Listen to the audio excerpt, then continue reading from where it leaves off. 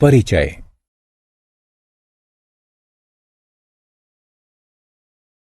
Hello माँ, मैं वादे के अनुसार आई हूँ। चलो मूवी देखने चलते हैं। विदुषी, तुम्हें आधे घंटे इंतजार करना होगा। मुझे इस चित्र को पूरा कर लेने दो। ठीक है माँ, मैं इंतजार कर सकती हूँ। माँ, मुझे बताओ कि आप इतनी बड़ी इमारतें और इनके अंदरूनी हिस्सों के चित्र कैसे बना लेती हैं? इन उपकरणों की सहायता से विदुषी। माँ, ये ठीक वैसे ही हैं जिनका उपयोग मैं ज्यामिति की कक्षा में करती हूँ। अब तुम समझी कि गणित वास्तुकला के लिए कितनी महत्वपूर्ण है। हाँ माँ, मैं समझ गई। इस पाठ के अंत में आप प्रायोगिक ज्यामिति के बारे में जानेंगे। उद्देश्य। इस पाठ के अंत में आप निम्न करने में सक्षम हो जाएंगे। एक वृत्त खींचना, एक रेखाखंड की रचना करना, एक रेखा पर लंब खींचना, एक रेखाखंड का लंब समद्विभाजक खींचना, एक कोण का समद्विभाजक खींचना, कोणों की रचना करना, वृत्त की रचना करना। एक वृत्त दो आयामी आकृति होती है। प्रत्येक वृत्त का एक केंद्र होता है। एक वृत्त की परिधि और केंद्र के बीच की दूरी त्रिज्या कहलाती है। एक वृत्त के केंद्र से होकर जाने वाला रेखाखंड जिसके दोनों सिरे वृत्त की परिधि को छूते हैं, वृत्त का व्यास कहलाता है। एक वृत्त का व्यास उसकी त्रिज्या से दुगना होता है। एक प्रकार यानी कंपास की सहायता से हम एक वृत्त खींचते हैं। प्रकार दो भुजाओं वाला एक उपकरण है जिसमें एक भुजा स्थिर होती है जबकि दूसरी भुजा पेंसिल के साथ स्वतंत्रतापूर्वक घूमती है। आइए हम प्रकार का उपयोग एक वृत्त, दो प्रतिच्छेदी वृत्त तथा तीन संकेंद्री वृत्त खींचने के लिए करें। एक वृत्त। आइए हम 3 सेंटीमीटर की त्रिज्या वाला एक वृत्त खींचते हैं। चरण 1। प्रकार को रूलर यानी फुट्टे पर रखिए तथा 3 सेंटीमीटर की माप तक फैलाइए। चरण 2। प्रकार के नुकीले सिरे की सहायता से वृत्त का केंद्र बिंदु बनाइए। चरण 3। वृत्त के केंद्र पर प्रकार के एक सिरे को स्थिर रखते हुए पेंसिल वाली भुजा को चारों ओर घुमाइए। देखिए, वृत्त बन गया है।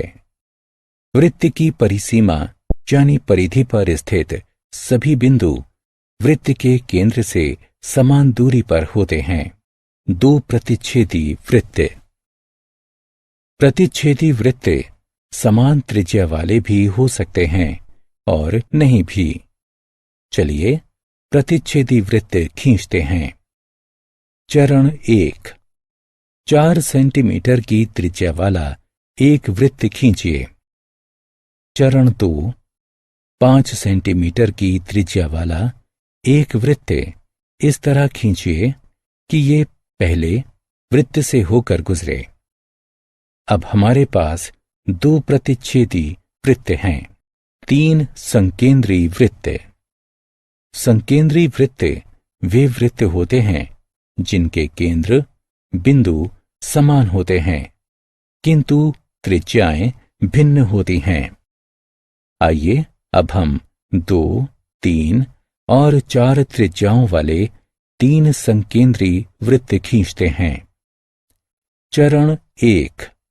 सबसे पहले केंद्र बिंदु अंकित कीजिए तथा 1-2 सेंटीमीटर की त्रिज्या वाला एक वृत्त खींचिए। चरण 2। उसी केंद्र बिंदु से 3 सेंटीमीटर की एक भिन्न त्रिज्या वाला एक अन्य वृत्त खींचिए। चरण 3। पुनः उसी केंद्र बिंदु से 4 सेंटीमीटर की एक भिन्न त्रिज्या वाला एक अंतिम वृत्त खींचिए। हमारे पास अब 3 संकेंद्री वृत्त हैं। रेखाखंड की रचना। 2 अंत बिंदुओं वाला एक रेखाखंड एक रेखा का मापने योग्य हिस्सा होता है। एक रेखाखंड की रचना करने के लिए हम एक रूलर और एक प्रकार का उपयोग करते हैं।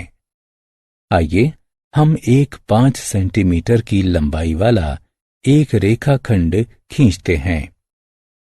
चरण 1, एक लंबी रेखा M खींचिए। चरण 2, इस पर एक बिंदु X अंकित कीजिए। चरण 3, प्रकार को एक रूलर पर रखिए तथा इसे 5 सेंटीमीटर की माप तक फैलाइए। चरण 4, प्रकार के नुकीले सिरे को बिंदु X पर रखिए। रेखा पर स्थित एक बिंदु Y पर एक निशान बनाने के लिए पेंसिल वाली दूसरी भुजा को घुमाइए। अब हमारे पास एक रेखाखंड XY है जिसकी लंबाई 5 सेंटीमीटर है। मान लीजिए कि एक 6 सेंटीमीटर लंबाई का एक रेखाखंड दिया गया है। हम उसी माप का एक दूसरा रेखाखंड ST बनाना चाहते हैं। रूलर का उपयोग किए बिना हम ये कैसे करेंगे? चरण 1, PQ को मापने के लिए प्रकार का उपयोग करें। चरण 2, एक लंबी रेखा L बनाएं। इस पर एक बिंदु S चिन्हित करें। चरण 3, प्रकार के नुकीले सिरे को बिंदु S पर रखें। रेखा पर बिंदु T चिन्हित करने के लिए पेंसिल वाली दूसरी भुजा को घुमाएं। अब हमारे पास एक रेखाखंड ST है जो कि रेखाखंड PQ की एक प्रति है। एक रेखा पर लंब की रचना। एक रेखा पर उसका लंब उसे एक समकोण पर काटता है। एक रेखा पर लंब को 2 तरीकों से खींचा जा सकता है। पहला, रेखा पर स्थित एक बिंदु से होकर और दूसरा, रेखा के बाहर स्थित एक बिंदु से होकर। आइए दोनों तरीकों से लंब की रचना करना सीखें। रेखा पर स्थित एक बिंदु से होकर लंब खींचना। चरण 1, एक लंबी रेखा M की रचना कीजिए। चरण 2, इस पर एक बिंदु A को चिन्हित कीजिए। चरण 3, बिंदु A को केंद्र के रूप में लेकर तथा कोई भी त्रिज्या वाला एक चाप खींचिए जो एक रेखा M को 2 बिंदुओं C तथा D पर काटता है। चरण 4, CA से अधिक लंबाई की त्रिज्या तथा C को केंद्र के रूप में लेकर पहले चाप के ऊपर एक चाप खींचिए। चरण 5, वही त्रिज्या तथा D को केंद्र के रूप में लेकर पहले चाप के ऊपर एक अन्य चाप खींचिए। चरण 6, दोनों चापों के प्रतिच्छेदन बिंदु को E से अंकित कीजिए। चरण 7, रूलर की सहायता से बिंदु E तथा बिंदु A को मिलाइए। EA रेखा M का लंब है। रेखा से बाहर स्थित एक बिंदु से होकर लंब डालना।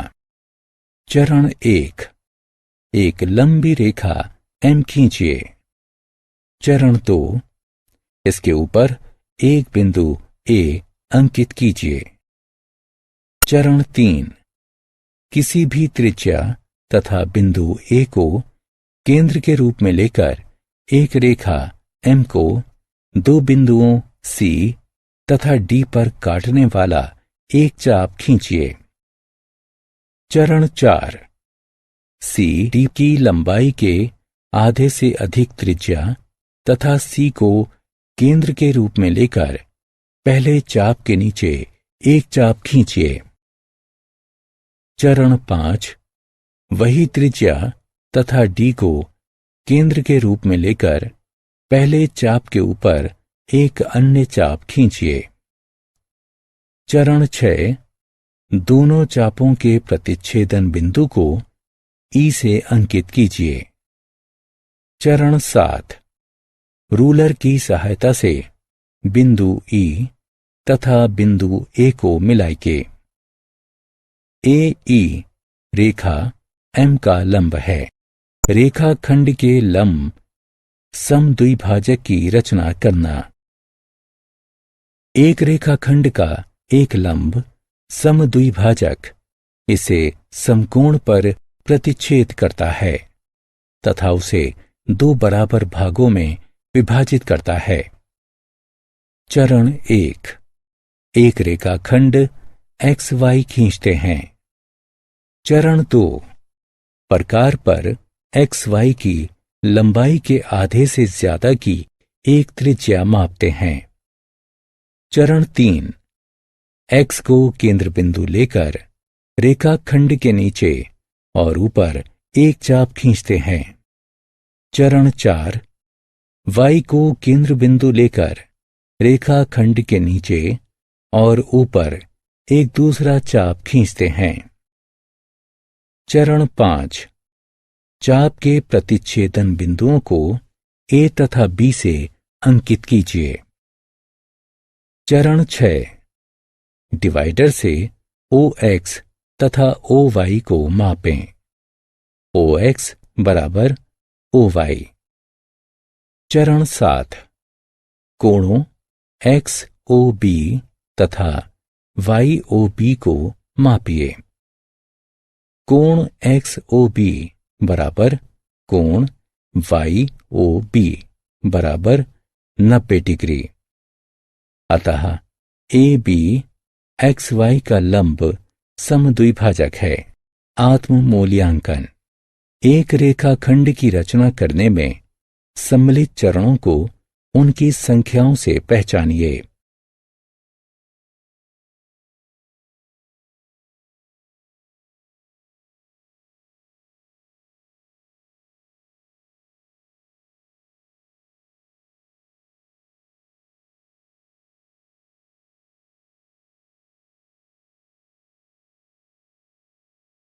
कोण के समद्विभाजक की रचना।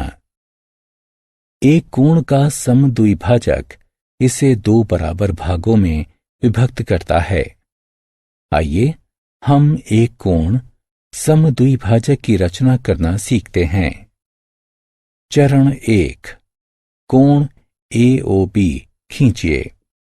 चरण 2, O को केंद्र बिंदु मानते हुए एक चाप खींचिए जो कोण की दो अर्ध रेखाओं OA तथा OB को क्रमशः P तथा Q पर काटता है। चरण 3, PQ की आधी लंबाई से अधिक एक त्रिज्या को मापिए। मापी गई त्रिज्या के साथ तथा P को केंद्र लेकर PQ के ऊपर एक चाप खींचिए। चरण 4, वही त्रिज्या लेकर तथा Q को केंद्र में लेकर PQ के ऊपर एक दूसरा चाप खींचिए। चरण 5, चाप के प्रतिच्छेदन बिंदु को C से अंकित कीजिए। O तथा C को मिलाइए। चरण 6, कोणों AOC तथा COB को मापिए। कोण AOC बराबर कोण COB। अतः OC कोण AOB का समद्विभाजक है। कोण की प्रति की रचना। एक कोण की प्रति की रचना कैसे की जाती है जिसकी माप हमें ज्ञात नहीं है।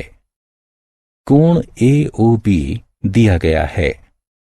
चरण 1, कोई भी त्रिज्या लेकर तथा O को केंद्र मानते हुए एक चाप खींचिए जो कोण की दो अर्ध रेखाओं OA तथा OB को क्रमशः P तथा Q पर काटता हो।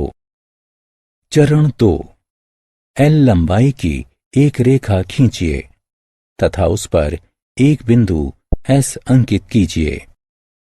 चरण 3, OQ त्रिज्या तथा S को केंद्र लेकर एक चाप खींचिए जो रेखा L को T बिंदु पर काटता है। चरण 4, PQ त्रिज्या लेकर तथा T को केंद्र मानते हुए एक चाप खींचिए जो पिछले चाप को R पर काटे। चरण 5, R से S को मिलाइए। कोण RST बराबर कोण AOB कोणों की रचना करना। आइए अब एक एक करके कुछ विशेष कोणों की रचना करते हैं। 30 डिग्री के कोण की, 60 डिग्री के कोण की और 120 डिग्री के कोण की। 30 डिग्री का कोण। चरण 1, एक लंबी रेखा M खींचिए। चरण 2, इस पर एक बिंदु Q अंकित कीजिए। चरण 3, कोई भी त्रिज्या लेकर तथा Q को केंद्र मानकर एक चाप खींचिए जो रेखा M को बिंदु R पर काटती है। चरण 4, वही त्रिज्या लेकर तथा R को केंद्र मानकर एक चाप खींचिए जो रेखा M को Q पर काटता है। चरण 5, चाप के प्रतिच्छेदन बिंदु को P से अंकित कीजिए। चरण 6, P से Q को मिलाइए। चरण 7, कोण को समद्विभाजित कीजिए। चरण 8, कोणों PQS तथा SQR को मापिए।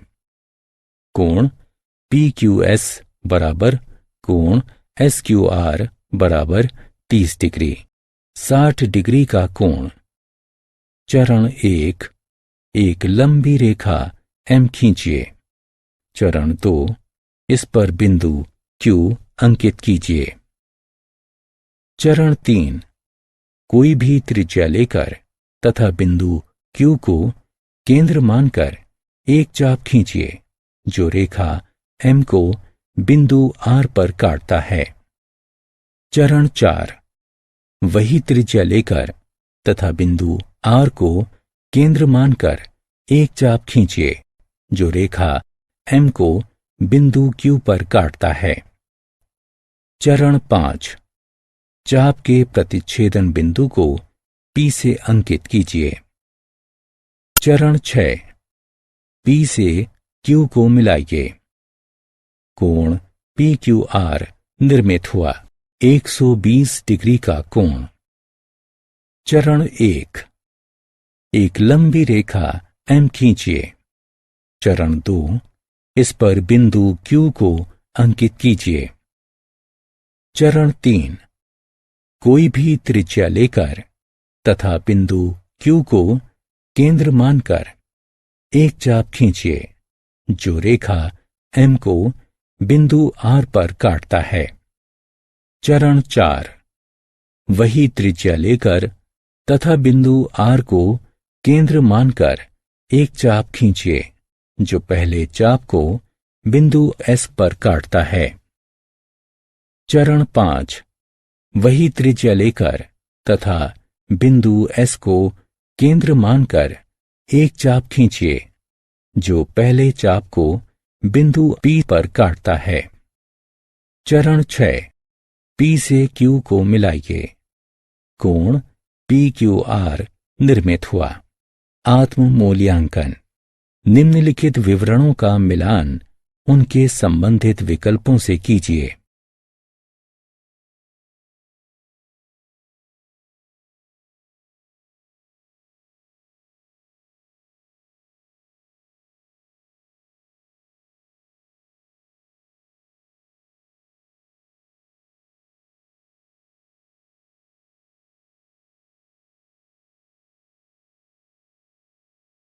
सारांश।